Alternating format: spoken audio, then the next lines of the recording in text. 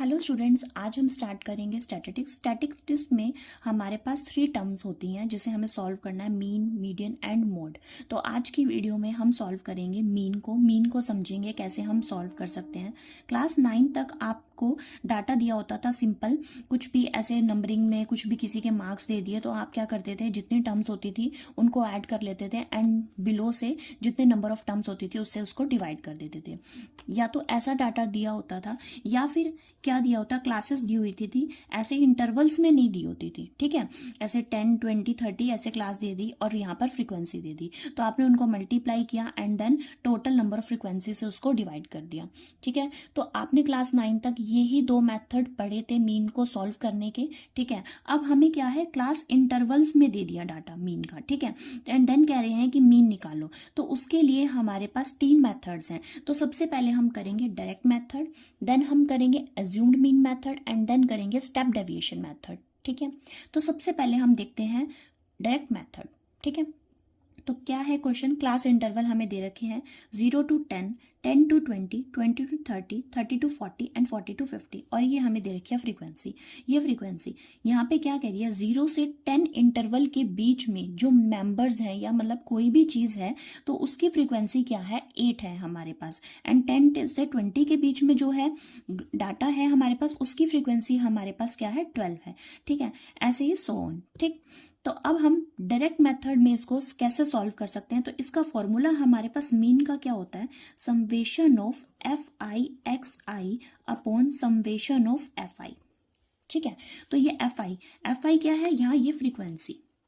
ठीक है, और एक्स आई हम यहाँ से निकालेंगे इन क्लास इंटरवल से। क्लास इंटरवल से कैसे निकालते हैं एक्स आई को, तो लोएस्ट टर्म प्लस अपर टर्म को हम दोनों को क्या करते हैं, ऐड 0 + 10 अपॉन 2। ठीक है, तो ये क्या आ गई, 5, तो यहाँ पे आ गया 5। ऐसे ही 10 + 20 अपॉन 2, तो ये आ गया यहाँ पर 30 अपॉन 2 मीन्स 15। ठीक है, तो ये आ गया 15। ऐसे ही सॉन 25, 35 और ये आ गया 45। ठीक है, तो ये आ गया एक्स आई। और एफ आई तो फ्रीक्वेंसी तो हमें दी हुई है, इसका सम क्या हो जाएगा, यहाँ से 12 एंड 8 20, 20 30, ये हो जाएगा टोटल 50 हमारे पास।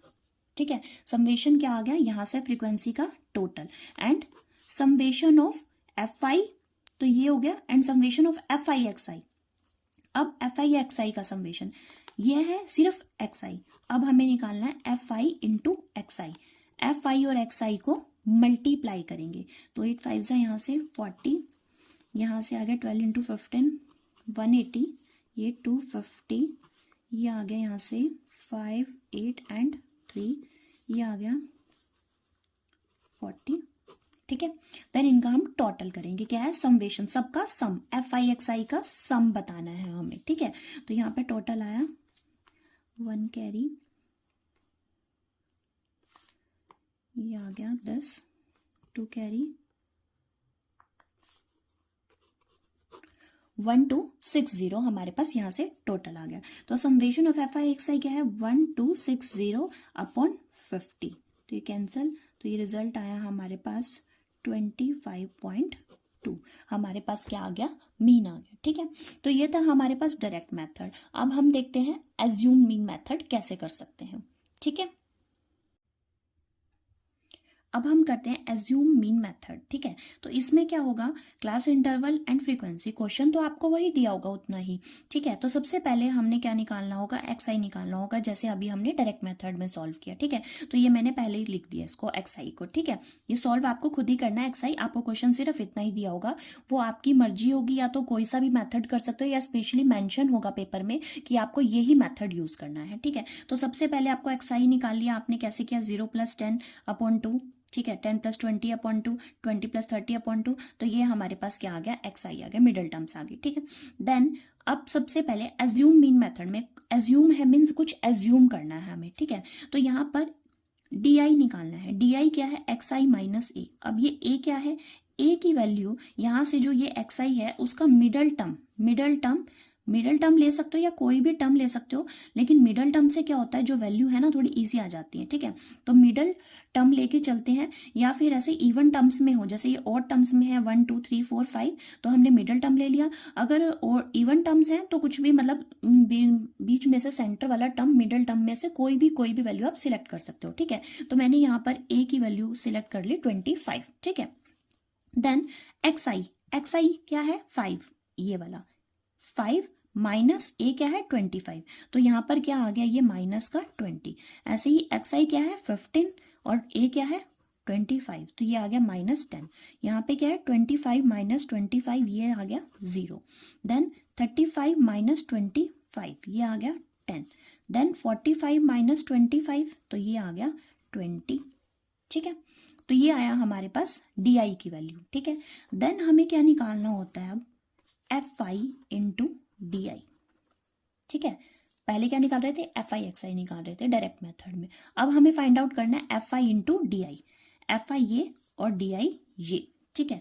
तो मल्टीप्लाई करेंगे इसको, ये क्या आ जाएगा हमारे पास 160, ये आ जाएगा 120, ये होगा 0, यहाँ आ गया 110, देन ये 180, ठीक है। क्लियर है। अब फॉर्मूला हमारे पास इसमें क्या होता है, मीन का A plus summation of F I D I upon summation of F I, ठीक है। ए की वैल्यू तो है हमारे पास 25, summation of F I D I इसका सम, ठीक है। तो यहाँ से सम क्या आ जाएगा, इसको ऐड कर लेते हैं, 160 और 120 ये क्या आ गए, माइनस का 280 हो गया, और ये आ गया हमारे पास 290, ठीक है। तो ये आ गया 10, मतलब टोटल आया इसका हमारे पास 10 रिजल्ट, ठीक है। और समेशन ऑफ एफ आई ये, ठीक है। तो ये क्या था हमारे पास, टोटल इसका 50, ठीक है। तो इसे हमने सॉल्व किया, तो 25 प्लस 1/5 0.2, तो 25/2 रिजल्ट आ गया, ठीक है। तो यही हमारे पास जब हमने डायरेक्ट मेथड सॉल्व किया था अभी, ठीक है, तो यही हमारे पास 25/2 डायरेक्ट से आया था, एंड ऐसे ही क्या आ गया, एज्यूम मीन से क्या आ गया 25/2, ठीक है। तो जरूरी नहीं है कि हमेशा सब में एग्जैक्ट वैल्यू आपकी आएगी, थोड़ा सा जो डेसिमल के बाद का जो रिजल्ट है थोड़ा ऊपर नीचे हो सकता है, लेकिन सारे मेथड से क्या होगा कि पहले वाला मतलब जो 25 है डेसिमल से पहले वाला थोड़ा एक्यूरेट ही आएगा, डेसिमल के बाद थोड़ा ऊपर नीचे हो सकता है, बट मतलब क्या होगा कि मीन जो वैल्यू आएगी वो सबकी क्या आएगी आपकी, मतलब सेम ही आएगी, एंड जो मेथड है सॉल्व करने का वो थोड़ा इजी हो जाएगा। इससे क्या हुआ कि आपने ए वैल्यू यहाँ पर सिलेक्ट कर ली, ठीक है, देन इसको माइनस कर लिया, तो ये टर्म्स क्या हो गई आपकी थोड़ी इजी टर्म्स में कन्वर्ट होगी, और देन ये जो वैल्यू आई सॉल्व करके आपको ज़्यादा बड़ी कैलकुलेशन नहीं करनी पड़ी इससे, ठीक है। देन हम स्टेप डेविएशन मेथड भी देखते हैं, उससे आपको और क्लियर हो जाएगा, थोड़ी वैल्यू और ईजी हो जाएंगी कैलकुलेट करनी, ठीक है। अभी आपने देखा एज्यूम मीन मेथड, ठीक है। अब देखते हैं हम step deviation method. Step deviation method में क्या होगा, वही चीज़ है, क्वेश्चन सेम है, हमें इतना ही पार्ट दिया हुआ आएगा, ठीक है। तो सबसे पहले हम एक्स आई निकाल लेंगे, ठीक है। स्टेप डेविएशन के लिए अब ये कर रहे हैं प्रोसेस हम, तो एक्स आई निकाल लिया हमने, देन इसमें जो एज्यूम मीन मेथड किया था तो वो प्रोसेस भी करना है, तो डी आई भी फाइंड आउट करना है, तो हमने डी आई भी कर लिया, ठीक है।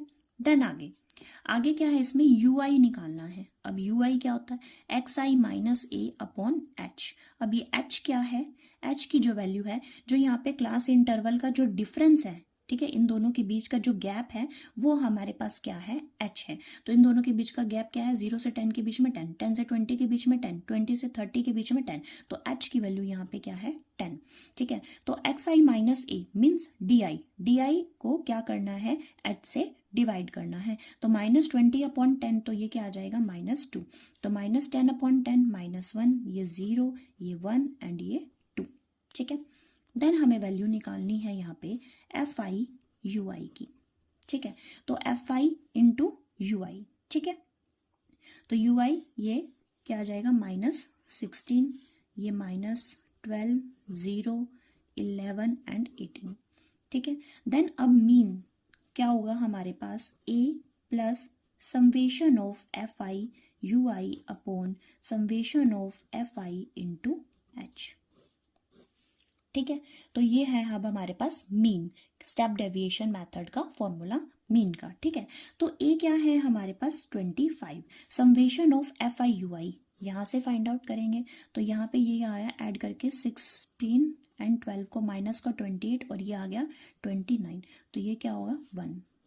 सॉल्व करके एफ आई यू आई का सम क्या है हमारे पास 1, और समेशन ऑफ एफ आई क्या था हमारे पास, ये था 50, इसका सम 50 इंटू एच, एच की वैल्यू क्या है 10, तो ये 0 से 0 कैंसिल, तो क्या बचा 25 प्लस 1/5, 25 प्लस 1/5 मीन्स 0.2, तो मीन्स क्या आ गया 25.2। यही हमारा पहले रिजल्ट आ रहा था जब हमने डायरेक्ट मेथड और एज्यूम मीन मेथड किया, दोनों से भी हमारा यही मीन आ रहा था, और स्टेप डेविएशन मेथड से भी फाइंड आउट करके यही आया। बस इससे क्या हो जाती है, थोड़ी कैलकुलेशन क्या हो जाती है, ईजी हो जाती है। जो भी मेथड आपको ठीक लगे तो आप उससे करें, बट तीनों मेथड आपको आनी चाहिए, क्योंकि पेपर में कुछ भी मेंशन हो सकता है कि इस मेथड से करें। ठीक है, अगर एक मेथड पे तो आपकी पकड़ होनी ही चाहिए। अगर बाई चांस पेपर में आ जाता है कि आप कोई भी मेथड यूज़ कर सकते हो, तो आप उस मेथड से जो आपको कन्वीनियंट लगता है, इजी लगता है, आप उससे करके आएँ। अदरवाइज अगर कोई पर्टिकुलर मेथड आ जाता है तो आपको उसी से करके आना होगा। ठीक है, क्लियर है आपको ये तीनों मेथड्स? Thank you.